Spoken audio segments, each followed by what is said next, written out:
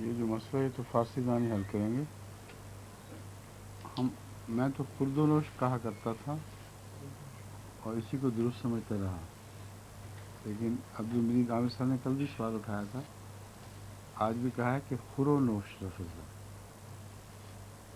فارسی اصطلاح میں. تو ہو سکتا ہے یہی ہو، اس کو بھی درستی کر لیجیے. مگر آپ ڈکشنری دیکھ لیں، اردو ڈکشنری بھی فارسی کی اصطلاح کو قائم رکھتی ہے یا خرد کھانے کو جس ہم کہتے ہیں وہ خرد اور نوش کا لفظ استعمال کرتی ہے. جب ڈکشنری دیکھ لیں گے تو اس کو ٹھیک کر لیں گے. میں نے فیروز اللغات دیکھی تھی، اس میں خرد و نوش کا لفظ ہے ہی نہیں، خور و نوش کا لفظ نہیں. ٹھیک ہے، فیروز اللغات ایک ہی لغات نہیں ہیں، اور بھی لغات ہیں اور بڑھ گئی لغات میں آپس میں فرق بھی ہیں. یہی میں نے کہا ہے، اس میں کوئی حرج کی بات نہیں. انتظار کا وقت ہے نا، صرف ہم دیکھ لیں گے. اگر خرد کا لفظ اردو ڈکشنریوں میں نہ آیا تو بالکل کاٹ دیں گے انشاءاللہ. ٹھیک ہے. آج سے ترجمے کی وہی طرز دوبارہ شروع ہو جائے گی جو پہلے ہوا کرتی تھی. درمیان میں ایک ایسا وقت آیا ہے جس میں ہم نے وہ کام جو میں الگ کیا کرتا تھا وہ آپ سب کے سامنے کیا. اب تک جتنا بھی ترجمہ ہو چکا ہے وہ اسی طرز پر ہوا ہے جس طرز پر میں آپ کے سامنے کھلم کھلا بیٹھ کر ترجمہ کرتا رہا ہوں. اور اس ترجمے کو ہم روزمرہ کی کلاس کا حصہ نہیں بنایا کرتے تھے. وہ جب چھپے گا تو اس وقت خود بخود لوگوں کے سامنے آ جائے گا. یہ پتہ نہیں کیوں ایسا ہوا، مگر ایک بہرحال نمونہ مل گیا دنیا کو کہ ترجمے کا کام آسان نہیں، بہت مشکلات ہیں، اور اپنے تبصروں میں علماء کو جلدی نہیں کرنی چاہیے. جس طرح اب میں نے کھول کر بتا دیا ہے کہ کچھ ایسی مشکلات ہیں جس کو دور بیٹھا آدمی پہلی دفعہ سنتا ہے تو معلوم ہی نہیں کر سکتا کہ کیوں اس ترجمے کو اختیار کیا گیا ہے، کسی اور کو نہیں کیا گیا. تو یہ بات اب کھل گئی ہے. اب اس چیپٹر کو اس جگہ بند کر دیں گے آج. پھر میں پہلی طرز پہ شروع کروں گا. اس کی وجہ ایک تو یہ ہے کہ مجھے یہ بعد میں خیال آیا کہ میں تو زیادہ زور یہ دے رہا تھا کہ آیات کا آیات سے ایک تعلق ہے اور مسلسل یہ سلسلہ جاری ہے، اور وہ سارے معاملات جہاں عام قاری یہ سمجھ سکتا ہے کہ ایک نئی بات شروع ہو گئی، ایک اور بات شروع ہو گئی، یہ بالکل غلط ہے. گہرے تعلقات ہیں. بعض دفعہ چند آیات پہلے مضمون سے تعلق ہو جاتا ہے، بعض جگہ سمجھ نہیں آ رہی مگر وہاں تعلق موجود ہوتا ہے. تو یہ جو ترجمے کی ایک نئی طرز تھی اس کلاس کی خاص، یہ بہت ہی اہم تھی اور اسے جاری چاہیے تھا. چنانچہ مجھے یہ خیال اس لیے آیا ہے کہ بعض لوگوں کے خط بھی ملے ہیں اور بعض لوگوں کے پیغامات ملے ہیں. ایک نے تو یہ لکھ کہا ہے کہ ایک بنگالی نے اپنے بنگالی بھائی کو خط لکھا کہ میں اس وقت سے رو رہا ہوں جب سے طرز بدلی ہے. میں کلاس میں بیٹھتا ہوں اور بے اختیار میرے آنسو جاری ہو جاتے ہیں کہ او ہو وہ دن کہاں گئے جبکہ یہ طرز بیان اس طرز میں درس جاری ہوا کرتا تھا اور ہمیں بہت کچھ معلومات حاصل ہو جاتی تھی. اب ترجمہ تو مل جائے گا مگر وہ آیات کے تسلسل والا مضمون کھویا جائے گا. سمجھ گئے؟ اس لیے آج کے بعد جو باتیں بھی میں نے کرنی ہے اب میں کر لوں گا. اس کے بعد پھر وہی پرانی طرز دوبارہ شروع ہو جائے گی. ٹھیک ہے؟ بیچ میں جو رہ گیا کچھ تھوڑا سا وہ समझ रह गया। चलें, पहली बात तो इस आयत के मुतालिक यानी है वमा कुंतुम तस्ततिरूना यशहद अलैकुम सामुकुम वला अब्सारुकुम वला जुलूदुकुम वलाकिन ज़ननतुम अन्नल्लाह ला यालमु कसीरम मिम्मा तामलून। औज़ुबिल्लाह मैंने दिल में पढ़ लिया था, मगर ऊँची भी पढ़ना चाहिए था। औज़ुबिल्लाह मिनश शैतानिर रजीम, बिस्मिल्लाहिर रहमानिर रहीम। वमा कुंतुम तस्ततिरूना यशहद अलैकुम सम्मुकुम वला अब्सारुकुम वला जुलूदुकुम वलाकिन ज़ननतुम अन्नल्लाह ला यालमु कसीरम मिम्मा तामलून। जो तर्जुमा मैंने यहाँ सबके सामने मशवरों के बाद इख्तियार किया था वो ये था, और छुपने की कोशिश के बावजूद तुम बच नहीं सकते कि ना तो तुम्हारे खिलाफ तुम्हारी समात गवाही दे वगैरह वगैरह। तस्ततिरूना में छुपने की कोशिश है, और बच नहीं सकते इसके अंदर इसका नतीजा है जो इन्होंने सजेस्ट किया था, बिल्कुल ये ठीक निकलता है।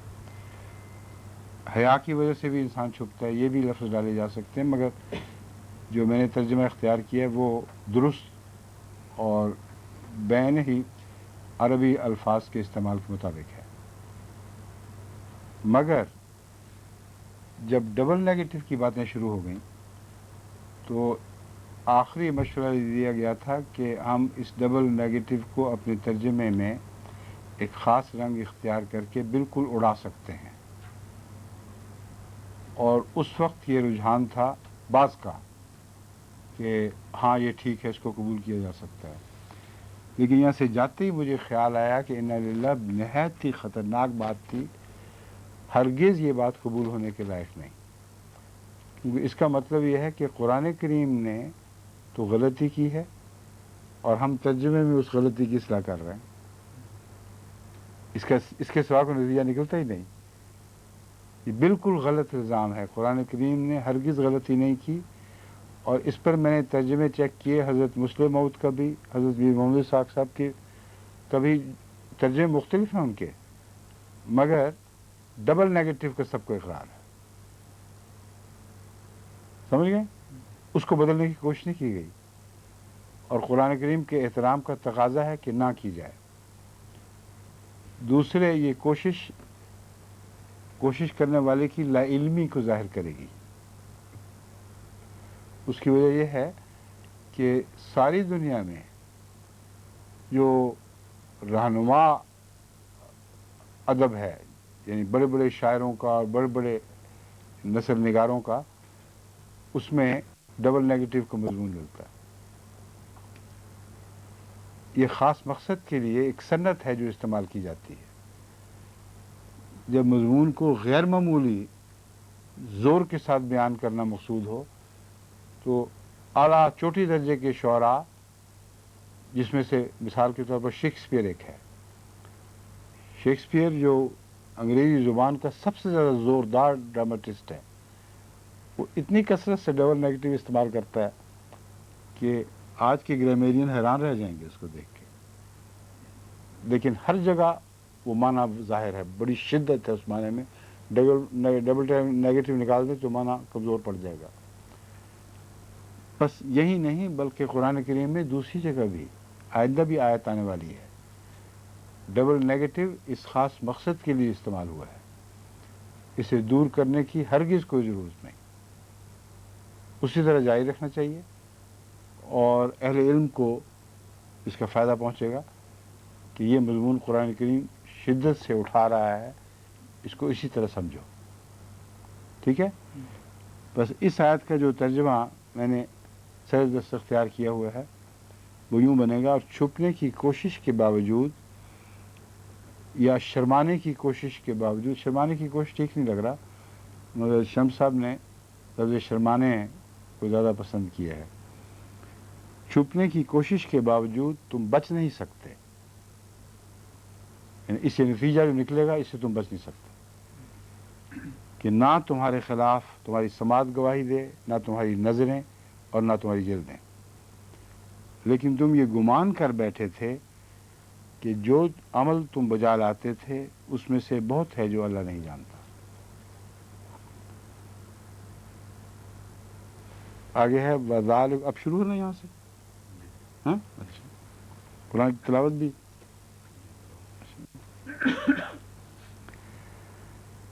اعوذ باللہ من الشیطان الرجیم، بسم اللہ الرحمن الرحیم.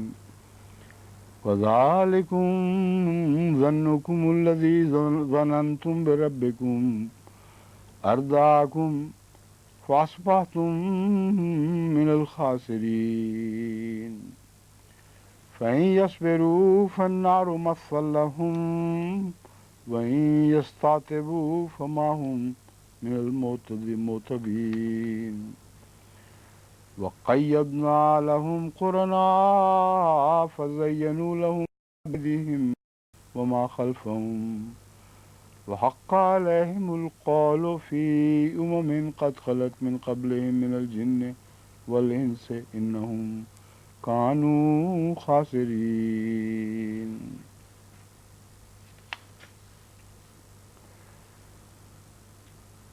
وذالکم ظنکم الذی ظننتم بربکم، اور تمہارا وہ گمان جو تم اپنے رب کے متعلق کیا کرتے تھے اس نے تمہیں ہلاک کر دیا. یہ وہ تمہارا گمان تھا. ذالکم ظنکم الذی ظننتم بربکم، جو تم اپنے رب کے متعلق کیا کرتے تھے، یہی وہ گمان ہے جس نے ارداکم، جس نے تمہیں ہلاک کر دیا ہے. فاصبحتم من الخاسرین، اور تم اس کے نتیجے میں گھاٹا کھانے والے ہو گئے. یہ جو گمان اوپر گزرا ہے نا کہ گواہی نہیں دیں گے، اس گمان کی وجہ سے تمہیں گناہوں کی جرات ہوئی. اس گمان کی وجہ سے تمہارے اعمال گندے ہو گئے اور خدا تعالیٰ کے خلاف بغاوت کی جسارت کرنے لگے تم.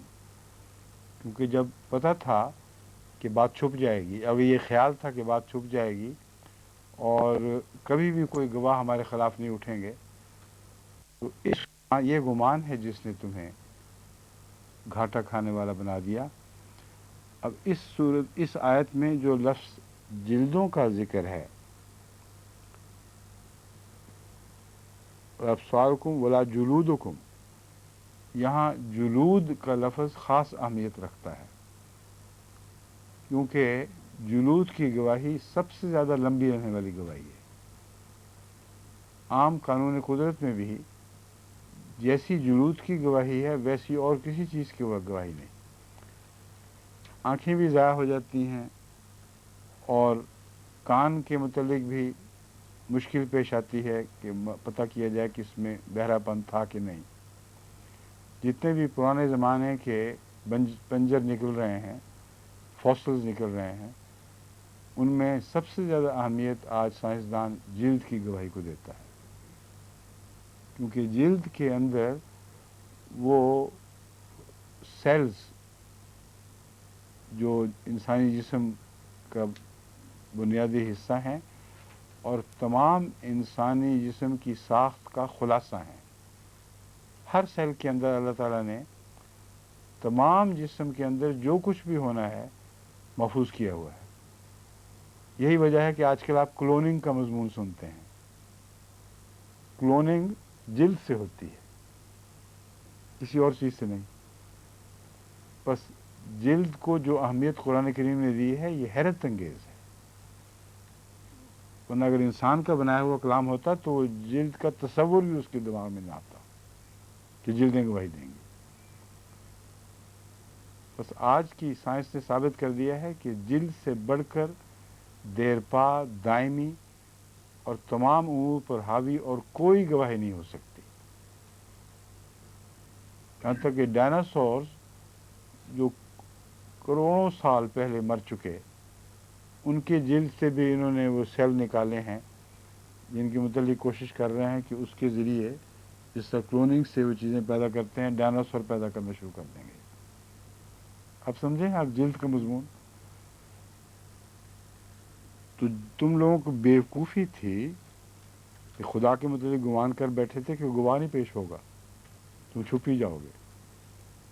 یہ تمہارا گمان ہے جس نے تمہیں رسوا کر دیا، اور جس کے نتیجے میں تمہارے پاس اپنے دفاع کے لیے کچھ باقی نہیں رہا۔ فَإِن يَصْبِرُوا فَالنَّارُ مَثْوًى لَهُمْ وَإِن يَسْتَعْتِبُوا فَمَا هُم مِّنَ الْمُعْتَبِينَ۔ بس اس ساری حقیقت حال کو معلوم کرنے کے بعد اگر وہ صبر سے کام لیں تو آگ تو بہرحال ان کا ٹھکانہ ہے، آگ پر صبر کریں۔ وہیں یستعتبوا، اور اگر وہ شور ڈالیں اور عذر پیش کریں تو ان کے عذر قبول ہی نہیں ہوں گے،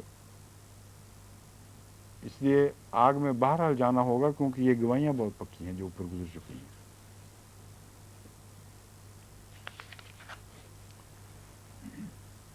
وَقَيَّدْنَا لَهُمْ قُرَنَاءَ فَزَيَّنُوا لَهُمْ مَا بَيْنَ أَيْدِيهِمْ۔ وہ لوگ جو برائیوں میں مبتلا رہے، ان کے نفسوں نے ان کے لیے بہانے ضرور گھڑے تھے، اور وہ اپنے بد اعمال کو اچھا دیکھنا چاہتے تھے۔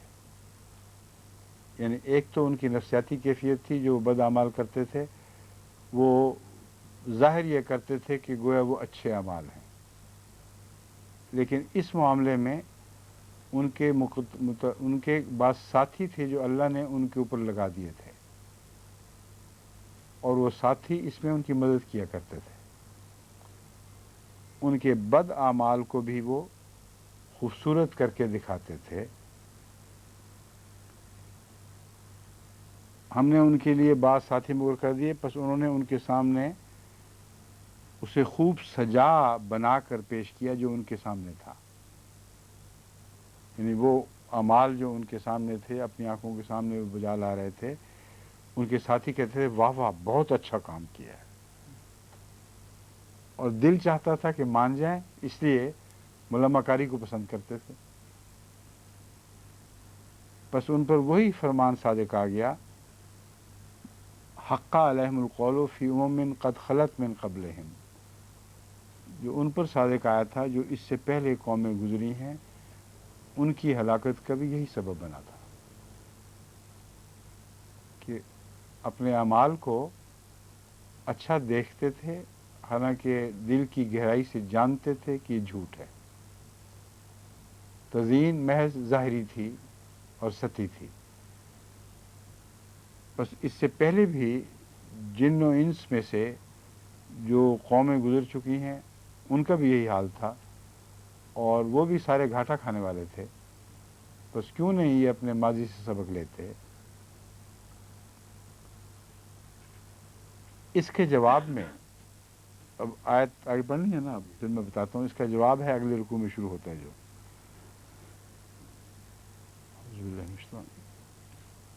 وقال الذين كفروا لا تسمعوا لهذا القرآن والغوا فيه لعلكم تغلبون فلنذيقن الذين كفروا عذابا شديدا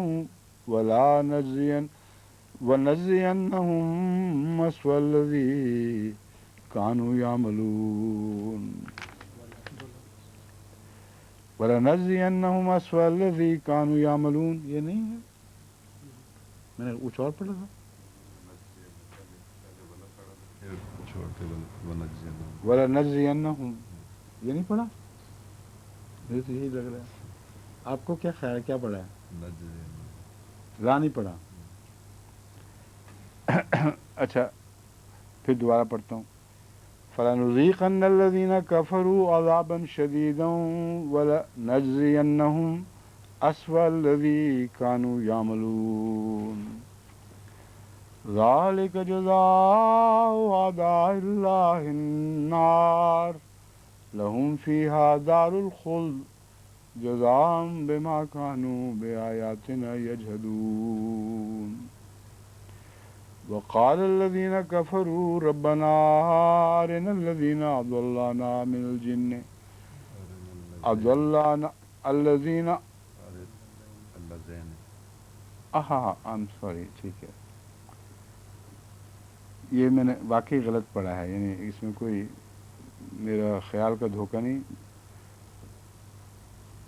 نظر لفظ الذین پہ نہیں پڑی بلکہ عام طور پر الذین ہی ہوا کرتا ہے، اس لیے میں نے بے سوچے سمجھے خیال کیا کہ یہاں بھی الذین ہوگا. اب دوبارہ پڑھوں گا پھر.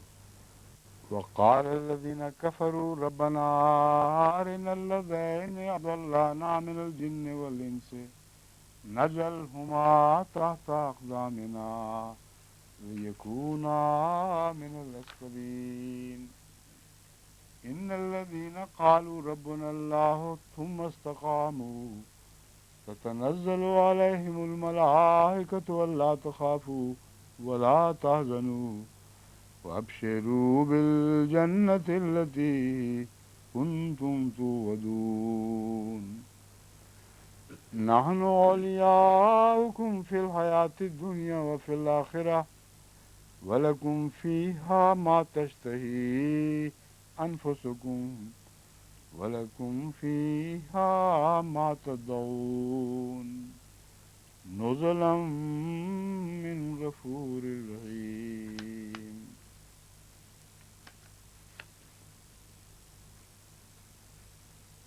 کہاں سے پڑھنا؟ کس نمبر سے؟ ٹھیک ہے.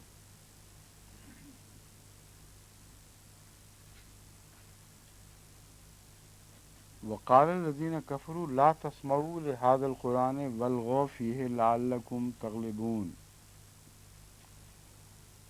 اور انہوں نے کہا ان لوگوں سے جنہوں نے انکار کیا، لا تسمعوا لهذا القرآن، اس قرآن کو پر کان نہ دھرو، والغوا فیہ، اور اس میں شور ڈالو، لعلکم تغلبون، تاکہ تم غالب ہو جاؤ. اس کا پہلی آیت سے کیا تعلق ہے؟ پہلی آیات سے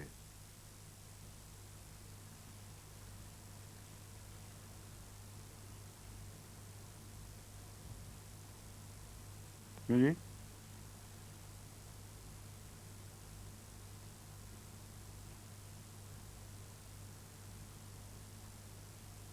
اب کچھ بتائیں گے یا میں جاری رکھوں؟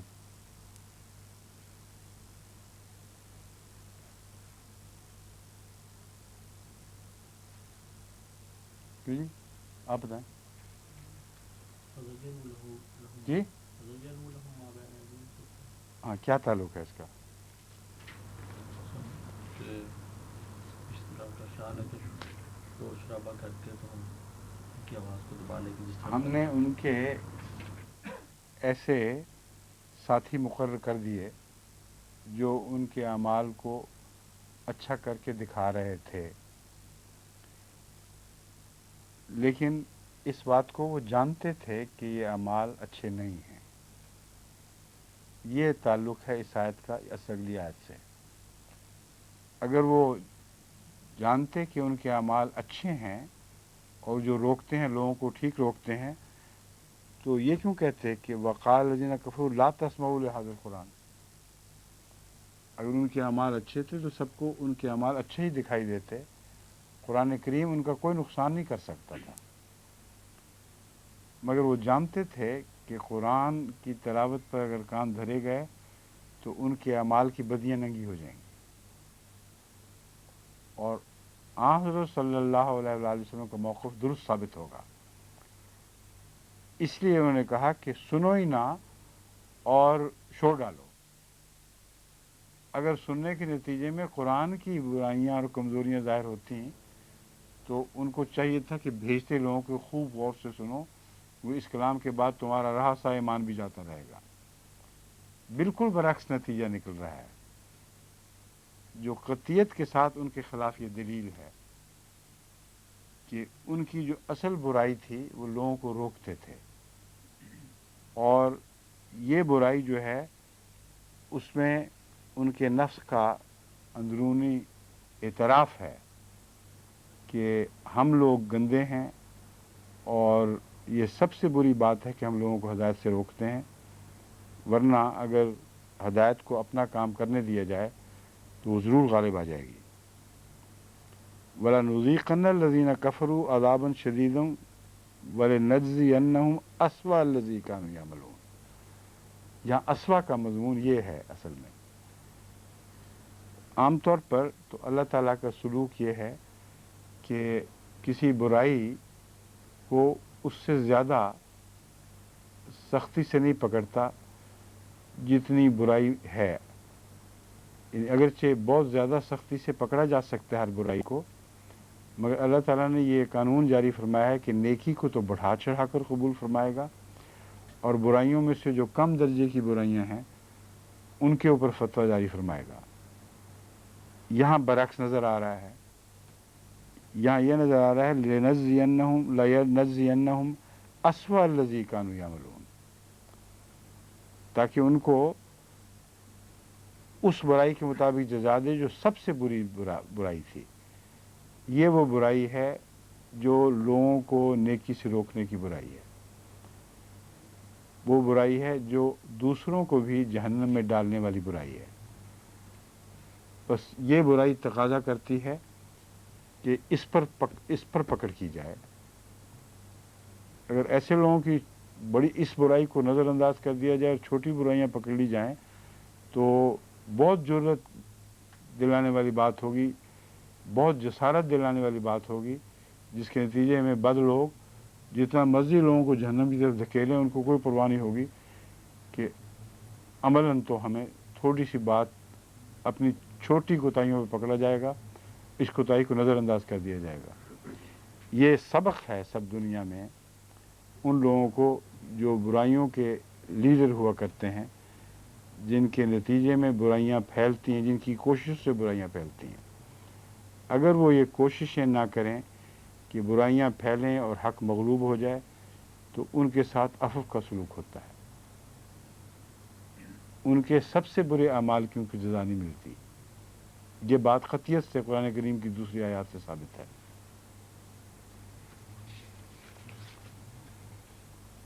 ذالک جزاء اعداء اللہ النار، اللہ کے دشمنوں کی یہ جزا ہے، یہ آگ اللہ کے دشمنوں کی جزا ہے. یہ آگ ہے جو اللہ کے دشمنوں کی جزا ہے. لہم فیہا دار الخلد، اس میں ان کا ہمیشگی کا گھر ہوگا. جزاء بما کانوا بآیاتنا یجحدون، یہ جزا ہے اس کی جو ہماری آیات کا وہ دانستہ انکار کیا کرتے تھے. یجحدون میں صرف بے خیال انکار نہیں ہے، بے خیالی کا انکار نہیں بلکہ دانستہ انکار. وقال الذین کفروا ربنا ارنا الذین اضلانا من الجن والانس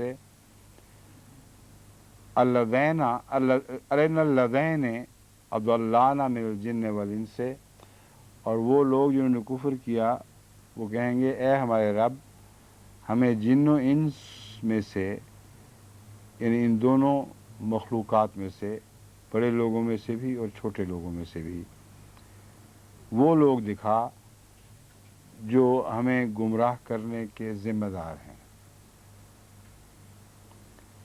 تاکہ ہم ان کو اپنے پاؤں تلے روندیں، تاکہ ثابت ہو جائے کہ یہی سب سے ذلیل لوگ ہیں. سردار بننے کی کوئی صلاحیت ان میں نہیں تھی، اس اہل ہی نہیں کہ ان کو سردار شمار کیا جائے. ہم جن کو یہ گھٹیا سمجھتے تھے اور اپنے پیچھے لگا بیٹھے تھے، جب ہم ان کو اپنے پاؤں تلے روندیں گے تو ان کی سرداری کا سب قلع قمع کھل جائے گا، روشن ہو جائے گا. قلع قمع روشن ہوتا ہے، یہ کھلتا ہے. قلع قمع ہو جائے گا اور حقیقت روشن ہو جائے گی. ٹھیک ہے. قلع قمع کی وجہ کوئی اور لفظ میرے ذہن میں تھا. قلع قمع تو مٹانے کا ہے نا مراد. پول کھل جائے گا. اس صورت میں ان کی سرداریوں کا پول کھل جائے گا کہ جن کو یہ سب سے ذلیل ادنا آدمی اپنے پیچھے لگنے والے آدمی سمجھتے تھے، جب ان کے پاؤں تلے یہ روندے جائیں گے تو تب پتہ چلے گا کہ اسفل مخلوق کون سی ہے، ہم ہیں یا یہ ہیں. سمجھیں؟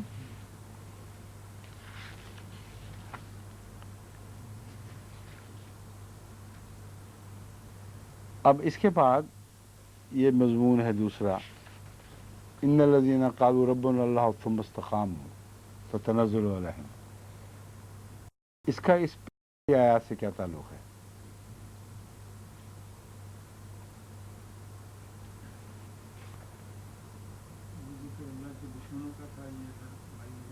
یہ تو ٹھیک ہے، مگر کوئی اور بھی تعلق ہے؟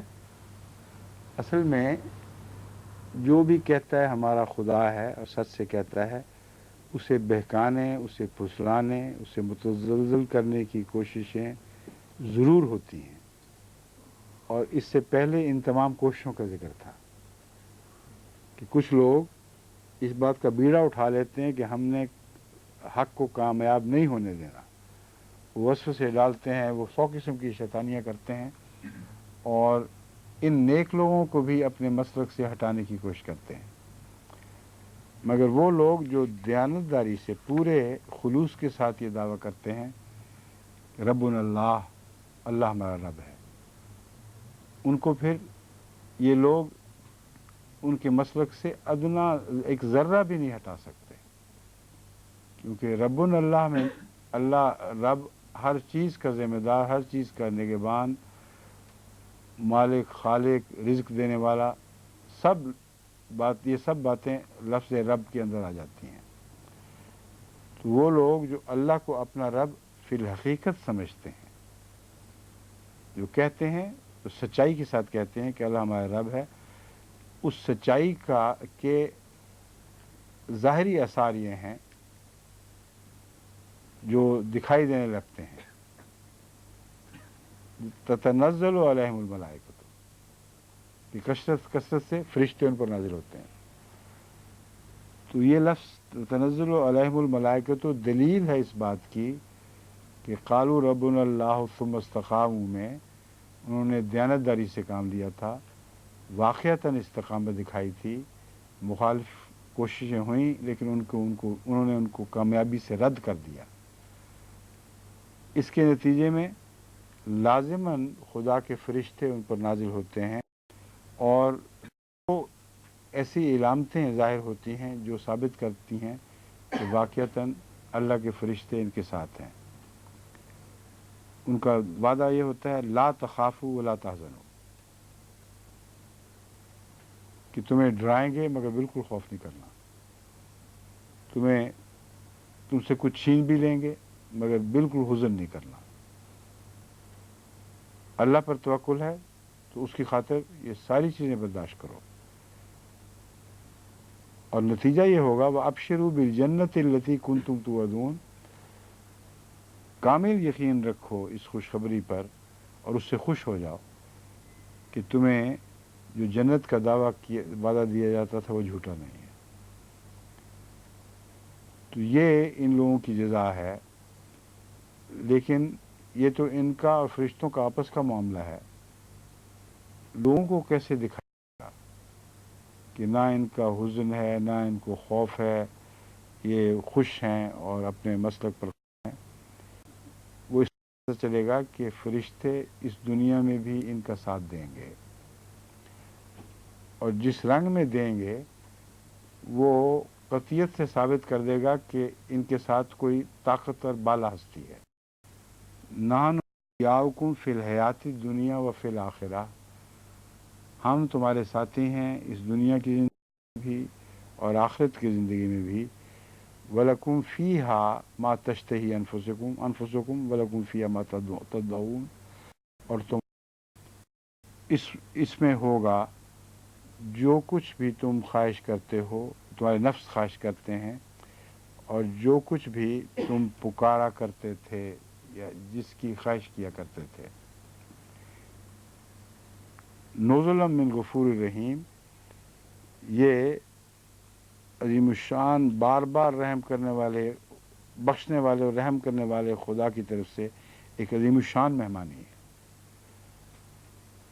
اس کا عموماً جو ترجمہ کیا جاتا ہے اس سے لگتا ہے کہ یہ آخرت کی خوشخبری ہے، مرنے کے بعد ظاہر ہوگی، لیکن اگر محض آخرت میں ظاہر ہونی ہوئی تو نحن اولیاؤکم فی الحیات الدنیا کہنے کی کیا ضرورت تھی؟ اس سے پتہ چلتا ہے کہ دنیا میں بھی یہ لوگ اپنی خواہشات اور تمناؤں سے محروم نہیں کیے جائیں گے، اور یہ مہمانی دونوں گھروں کی ہے۔ اس گھر میں بھی اللہ کی طرف سے ان کی مہمانی ہوگی اور اس گھر میں بھی۔ سچوں کی تاریخ بتاتی ہے کہ ایسا ہی ہوا کرتا ہے۔ دین کو غلبے کے بعد یہ تمام سلطانیاں عطا ہوتی ہیں جن کا ذکر اس میں موجود ہے، ان کو وہ ساری خواہشات نصیب ہو جاتی ہیں جو پہلے ان کے دلوں میں ہوتی تھیں، مگر اللہ کی خاطر ان کی پرواہ نہیں کیا کرتے تھے۔ اسلام کی تاریخ کو دیکھیں، کہاں وہ ابو ہریرہ جو بھوک کے وقت غش کھا کے گر جاتا ہے، وہ ہیرے جڑے ہوئے رومال پہ تھوکتا ہے، کسرا کا رومال تھا، کہتا ہے بخے بخے ابو ہریرہ، کیا شان ہے تیری۔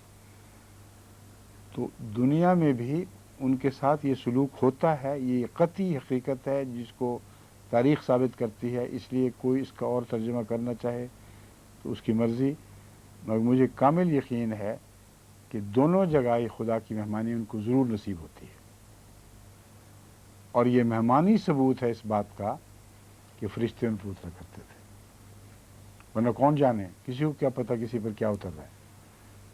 سمجھ گئے؟ نوزل اور آخری اخروی دنیا میں بھی یہی بات بہت زیادہ شان سے پوری ہوگی۔ اس کو انگریزی میں کہتے ہیں رول آؤٹ کرنا، رول آؤٹ نہیں کر سکتے، بلکہ زیادہ شان اور اصل شان سے یہ مہمانی اس دنیا میں ہوگی جبکہ اللہ تعالیٰ کے فضل اور احسان کے ساتھ ان کی ساری تمنائیں، ساری امیدیں، ساری خواہشات اور سارے ادعا پورے کر دیے جائیں گے۔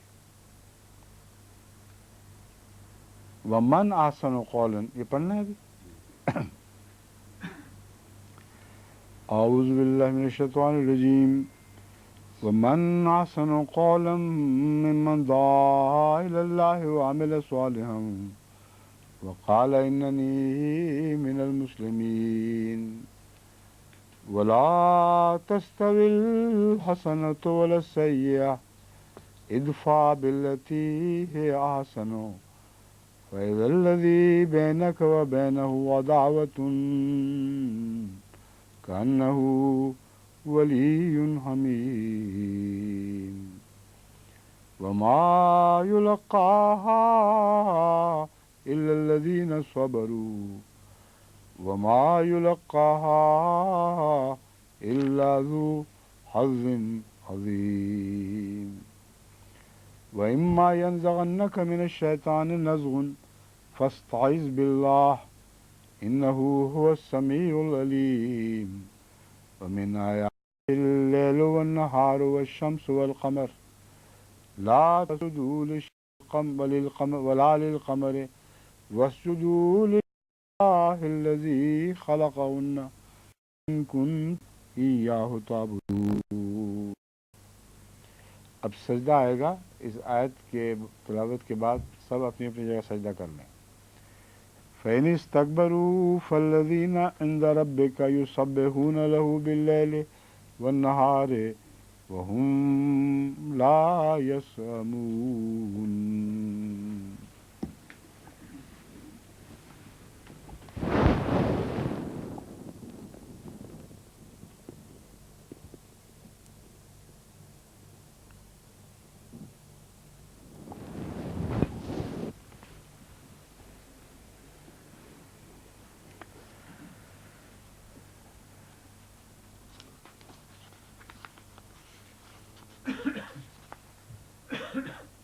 وَمِنْ آيَاتِهِ اللَّيْلُ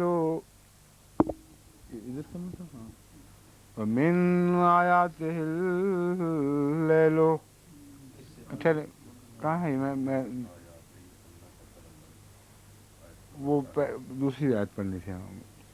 وَمِنْ آيَاتِهِ أَنَّكَ تَرَى الْأَرْضَ خَاشِعَةً فَإِذَا أَنزَلْنَا عَلَيْهَا الْمَاءَ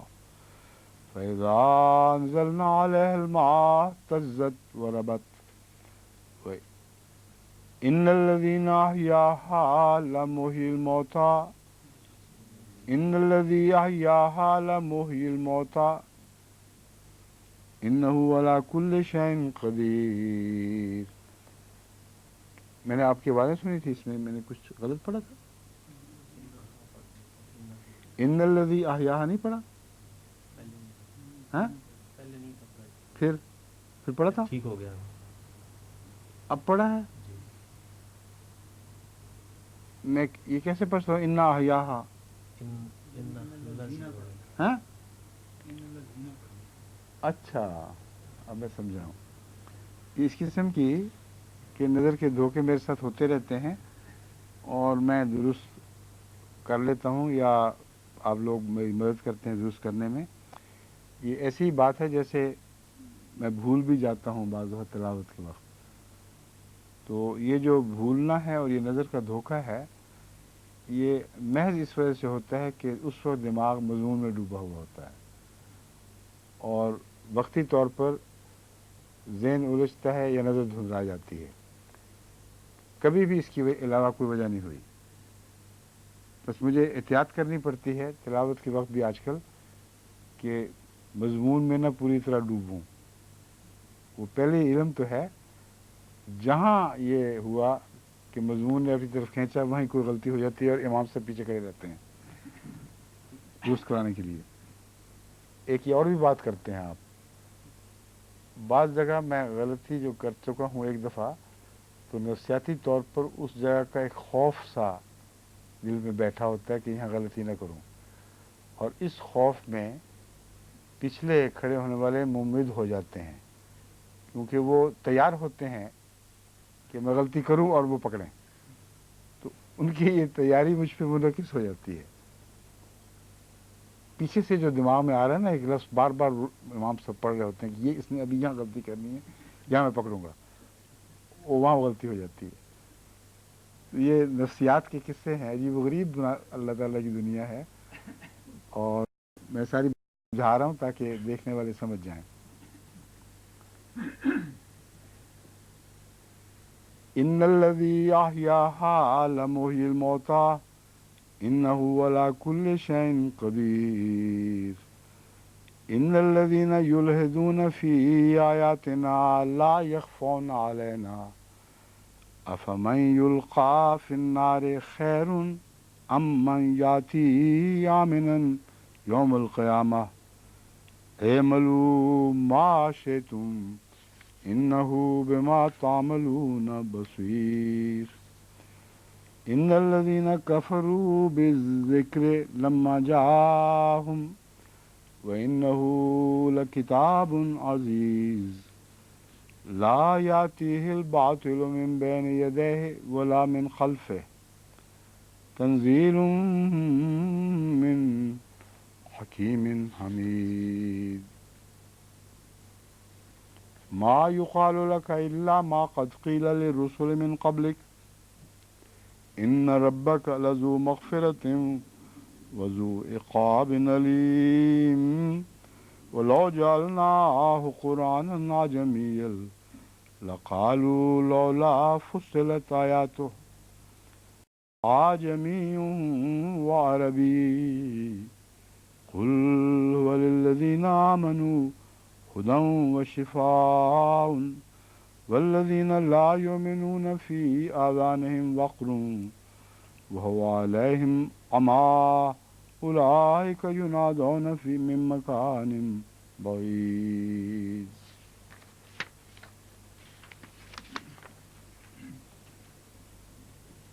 کون سی آیت ہے؟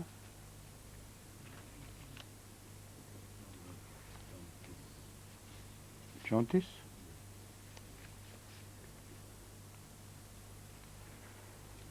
ومن احسن قولا ممن دعا الى اللہ وعمل صالحا.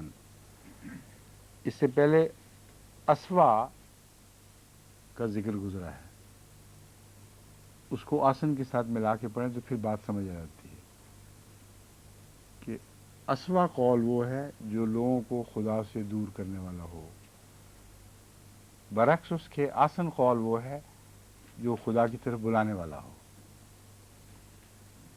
تو اس سے بہتر، اس سے حسین تر کلام کس کا ہو سکتا ہے جو اللہ کی طرف بلائے اور اس بلاوے کو اپنے عمل سے سچا ثابت کر دکھائے، عمل صالحاً، وقال اننی من المسلمین، اور کہے کہ میں تو مسلمانوں میں سے ہوں۔ وہ جو اسوا والا مضمون ہے وہ بھی ان کے عمل سے اسوا ہی دکھائی دیتا ہے،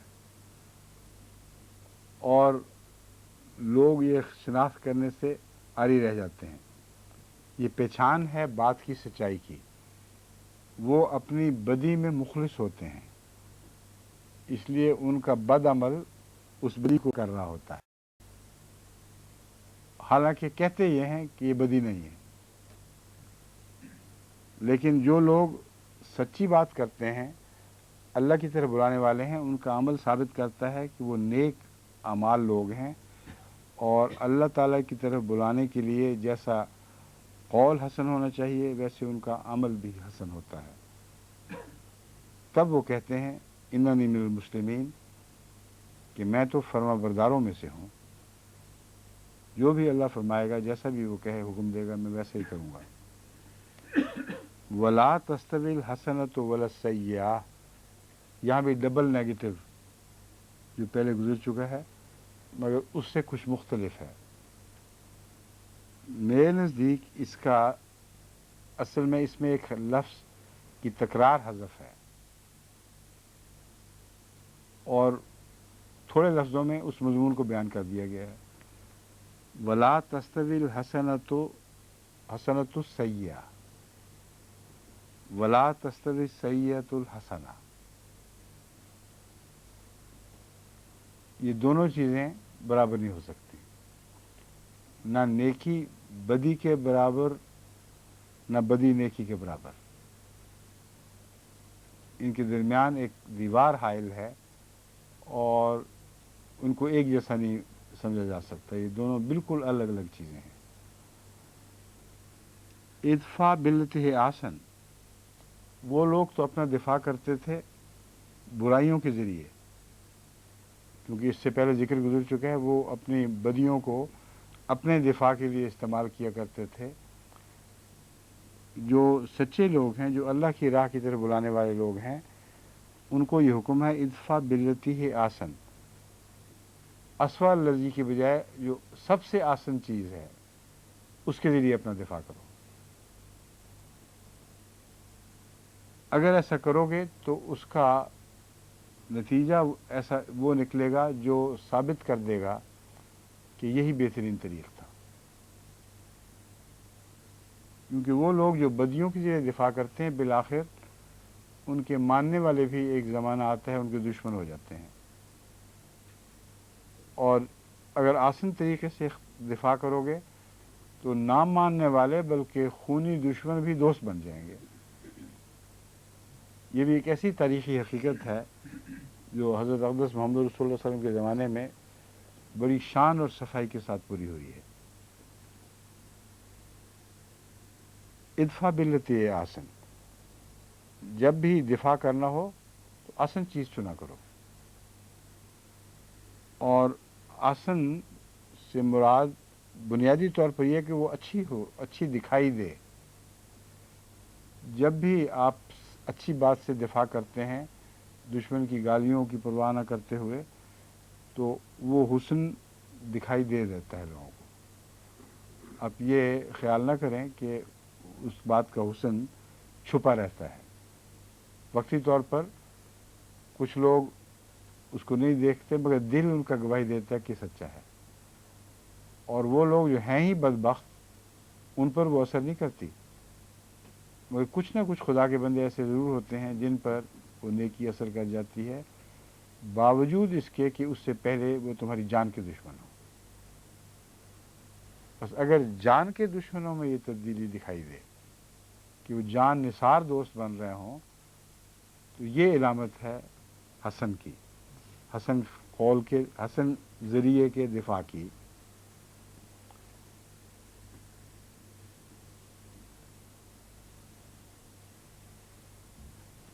اس میں جو اس رنگ میں اس کا ترجمہ کیا جا سکتا ہے کہ نہ اچھائی برائی کے برابر اور نہ برائی اچھائی کے برابر ہو سکتی ہے۔ समझे? ना बुराई, ना अच्छाई बुराई के बराबर, ना बुराई अच्छाई के बराबर हो सकती हैं। ऐसी चीज़ से दिफा कर जो बेहतरीन हो, अगर ऐसा करोगे तब ऐसा शख्स जिसके और तेरे दरमियान दुश्मनी थी वो गोया अचानक एक मददगार जानिसार दोस्त बन जाएगा। इज़ल लज़ी में जो अचानकपन है उसके साथ मैं समझता हूँ आपको लफ्ज़ गोया को ज़रूर पेश नज़र रखना चाहिए। वो बज़ाहिर अचानक होता है मगर दरअसल अंदर अंदर वो अच्छाई उसके दिल को चाट रही होती है और बाज़ दफ़ा कई सदियों के बाद ये नतीजा ज़ाहिर होता है। हज़रत ईसा अलैहिस्सलाम को जो 300 साल के बाद ग़लबा नसीब हुआ है वो देखने में यूँ लगता है कि अचानक हुआ है, हालांकि 300 साल तक मुसलसल ईसाइयों की अच्छाई उनके दिलों पर असरअंदाज होती रही थी, यहाँ तक कि सारी कौम ज़हनी तौर पर और क़ल्बी तौर पर तैयार हो चुकी थी कि ये सच्चे हैं। जब बादशाह ने कबूल कर लिया तो यकदम सब ने कबूल किया। बादशाह के कबूल करने की वजह से नहीं बल्कि पहले से तैयार बैठे थे, बादशाह की वजह से कबूल नहीं करते थे। इन दोनों चीज़ों में फ़र्क है। ये नहीं कि बादशाह ने जो देखा वो हाँ कर दी, वो खुश हुए कि जो उन्होंने देखा था अब बादशाह ने भी वो देख लिया है। समझ गए? तो इज़ा का लफ्ज़ दिखाई देता है अचानकपन का, मगर अचानकपन होता नहीं है, एक लंबा फितरती अमल है जो इन अफराद में भी ज़ाहिर हुआ करता है और कौमों में भी ज़ाहिर हुआ करता है। वमा युलक्काहा इल्लल्लज़ीना सबरू, हा से मुराद मुकाम है। ये मकाम नहीं अता किया जाता मगर उनको जो सब्र करते हैं। इसका मतलब ये है कि हर एक शख्स बज़ाहिर अच्छे अमाल के ज़रिए दिफा कर अच्छी चीज़ों से दिफा कर रहा हो, चूँकि ये इम्कान है कि थोड़ी देर के बाद वो हार जाए और मायूस होके अपनी कोशिश को छोड़ दे, तो ऐसी सूरत में नतीजा नहीं निकला करता। वमा युलक्काहा इल्लल्लज़ीना सबरू, ये अज़ीम मर्तबा और मकाम अहले सब्र को नसीब हुआ करता है, जो देखते भी हैं कि उनकी बातों को नहीं सुना जा रहा लेकिन वो उन नसीहतों से बाज नहीं आते, मुसलसल करते चले जाते हैं। ये यकीन रखते हैं कि अल्लाह ताला कभी इसको फल लगाएगा। वमा युलक्काहा इल्ला ज़ू हज़्ज़िन अज़ीम, और इस मर्तबे को और आली मकाम को उस शख्स के सिवा नहीं पा सकता, हासिल नहीं कर सकता जो बड़े नसीब वाला है। यहाँ वाज़े और क़ती तौर पर हज़रत मोहम्मद रसूलुल्लाह सल्लल्लाहु अलैहि वसल्लम मुराद हैं, क्योंकि दरअसल ये आप ही का सब्र था जो मुनक़िस हुआ है सहाबा के ऊपर। आप ही की पैरवी में ये तरीक़ सीखे हैं उन्होंने, और रसूलुल्लाह सल्लम का ये यकीन मुहकम था और अल्लाह पर कामिल तवक्कुल था कि आपका सब्र रैगा नहीं जाएगा, और बिल आखिर ये कौम रसूलुल्लाह सल्लम की ग़ुलाम बन जाएगी और ग़ुलामी पर फ़ख्र करने लगेगी। ये तारीख़ गवाह है कि बैन ही यही हुआ है। व इम्मा यनज़गन्नक मिनश्शैतानि नज़ग़ुन फ़स्तइज़ बिल्लाह इन्नहु हुवस समीउल अलीम। इसमें यनज़गन्नक मिनश्शैतान से कौन सा धोखा है, बहका देने वाली बात है जिसकी तरफ इशारा है?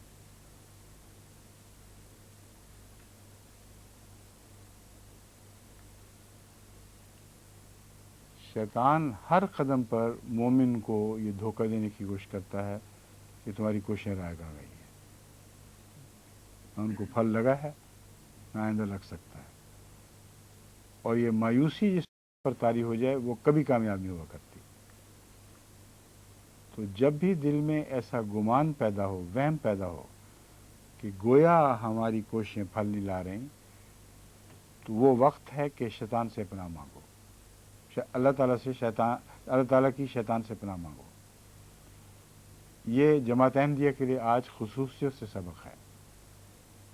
ہم مسلسل ایک جد و جہد کو جاری کیے رکھے ہوئے ہیں، اور عالمی حالات بظاہر ان کے پورا ہونے کے مخالف ہیں، اور ہر دفعہ جو امید بنتی ہے کہ اب شاید نتیجہ نکلے، کوئی اور بات ظاہر ہو جاتی ہے جو نتیجے نکلنے کی راہ ہو جاتی ہے۔ اس کے بعد اگر کچھ لوگ مایوس ہو جائیں تو ان کا سارا کیا کرایا پانی سارے کیے کرائے پر پانی پھیر جائے گا، مٹی پڑ جائے گی، سب کچھ ضائع ہو جائے گا، کیونکہ جو آخر وقت تک صبر دکھاتے ہیں انہی کو عطا ہوا کرتا ہے۔ میں نے جو غور کیا ہے موجودہ حالات میں، اس میں کچھ عالمی نظام ایسا ہے جس کے نتیجے میں جو قومیں ایک دوسرے سے ٹکرا رہی ہیں، وہ اس بات پر بڑی طاقتوں کو مثلا امریکہ کو مجبور کر رہی ہیں کہ پاکستان سے اپنے گندے کام کروائے، اور جو کام ہیں وہ ان کے نزدیک اتنے اہم ہیں کہ جو مرضی ہو، جتنے مرضی بشپ قتل ہو جائیں، وہ کبھی بھی پاکستان کی گردن پہ انگوٹھا نہیں رکھ سکتے کہ اپنے قانون بدلو، کیونکہ اگر وہ قانون بدلے جائیں تو افغانستان میں جو طالبان کے اندر پاکستان کردار ادا کر رہا ہے وہ ختم ہو جاتا ہے۔ اس لیے ان باتوں سے جو لوگ خوش ہوتے ہیں نا کہ اب وقت آ گیا ہے، یہ خوش ہونے کی کوئی حقیقی وجہ نہیں اگر آپ عالمی حالات کا صحیح تجزیہ کرتے ہوں۔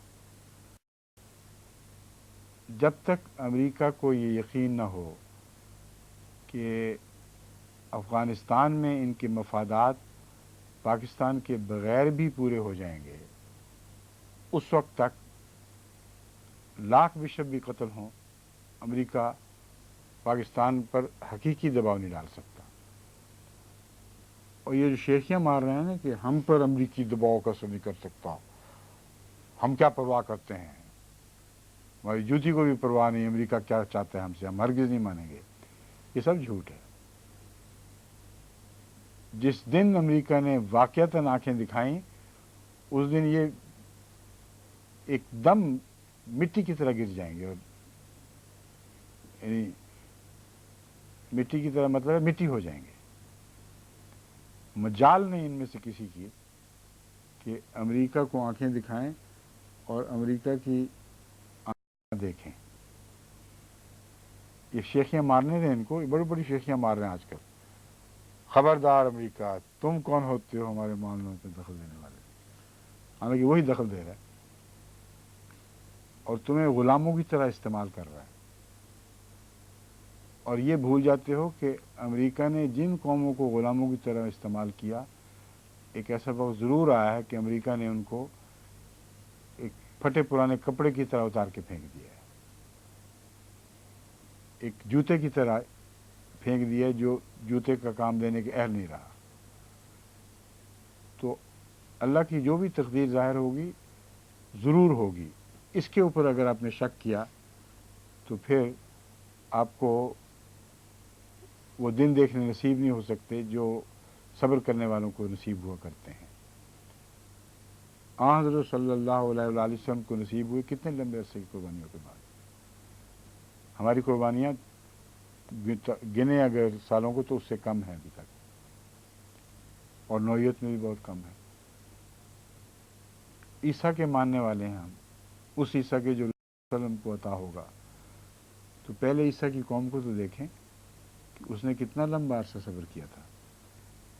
بس اس بات میں ایک ادنا بھی شک نہ کریں کہ لازماً خدا تعالیٰ کے فضل سے ہمیں یہ کامیابی نصیب ہونی ہے، آج نہیں ہو تو کل ضرور ہوں گی، اور مجھے یقین ہے کہ جب ہوں گی تو اچانک ہوں گی، اور میں امید رکھتا ہوں کہ ہم اپنی آنکھوں سے ان کو دیکھ لیں گے۔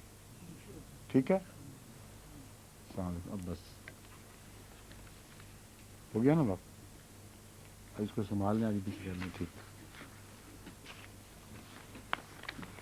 ये वो पुरानी तरस थी जो मैं चाहता था कि बहाल हो जाए। बहाल हो गई है कि नहीं? और अब तर्जुमों के मामले में मेरे मामले में दखल अंदाजियाँ ना करें। मैं और माजिद साहब जिस तरह पहले किया करते थे, लंबी चौड़ी तहकीकात, लुग़वी तहकीकात, मुख्तलिफ़ कुरान देखे जाते थे, उनके तराजिम देखे जाते थे, उनके मुताबिक इंशाअल्लाह हम अपने अमल को जारी रखेंगे। और उनको आप पर ज़ाहिर करने की ज़रूरत नहीं, लेकिन इस वजह से सिर्फ ज़रूरत है कि आपको पता लग जाए कि जो तर्जुमा हो रहा है बड़ी मेहनत और कोशिश से हो रहा है। अस्सलाम वालेकुम रहमतुल्लाह। नहीं कुछ और बात